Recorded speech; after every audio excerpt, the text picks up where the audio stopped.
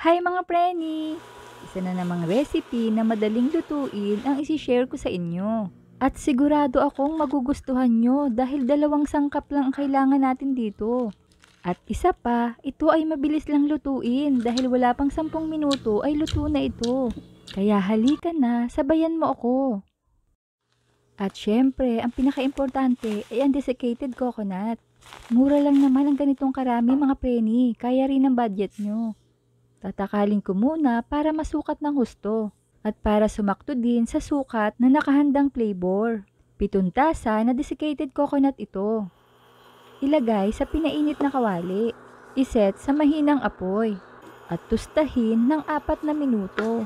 Huwag hahayaan na ang desiccated coconut ay maging brown na talaga.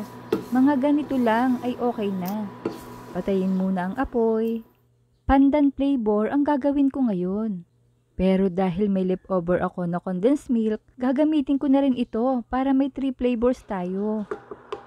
Itabi ang 3½ cups nito para ito sa iba pa nating flavor. At ang una nating lulutuin ay ang pandan. 390 grams buko pandan condensed creamer. Sakto ito dito kasi madami ang ating desiccated coconut. Lutuin ito ng 5 minuto sa mahinang apoy. Tuloy lang ang paghahalo hanggang ang coconut mixture ay maging malagkit. Then itabi muna. Ilagay naman ang 1 3/4 cups of desiccated coconut. 3/4 can condensed creamer plain. Sasairin ko, sayang eh. Since medyo konti ito, lutuin lang ito ng 4 na minuto. Then hanguin muna. 1 3/4 cups of desiccated coconut din. And 3/4 can of ubi condensed creamer. Haluin at lutuin ito ng 4 na minuto. Isali na sa bowl at hayaang lumamig. Maglagay ng konting oil sa kamay para hindi ito dumikit. Magsukat ng 2 kutsara na mixture. Pagkain lang namin ito kaya medyo malaki ang ginawa ko. Hulmahin lang ng pabilog na parang bola. Yan, ganito lang.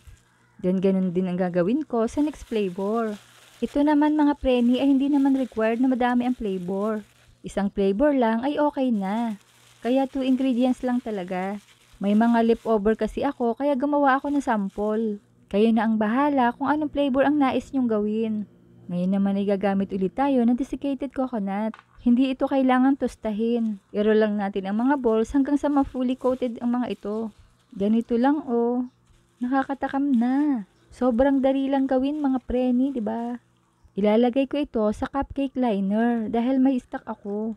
Para may idea din kayo kung nais nyong ipang negosyo. Then may ibang option pa na pwedeng paglagyan.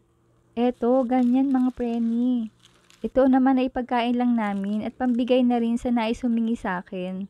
I-rate natin ang ubi flavor. Soft and moist ito. Sarap. Try natin ang plain. Medyo hard and dry siya. Depende siguro sa flavor ng condensed milk. Tingnan nyo oh.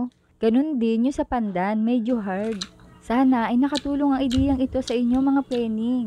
At kung hindi pa kayo nakapollow sa aking page ay ipollow nyo na ako para updated kayo sa mga reseping ibabahagi ko pa. Huwag kalimutan, cook with love. Thanks for watching. Bye-bye!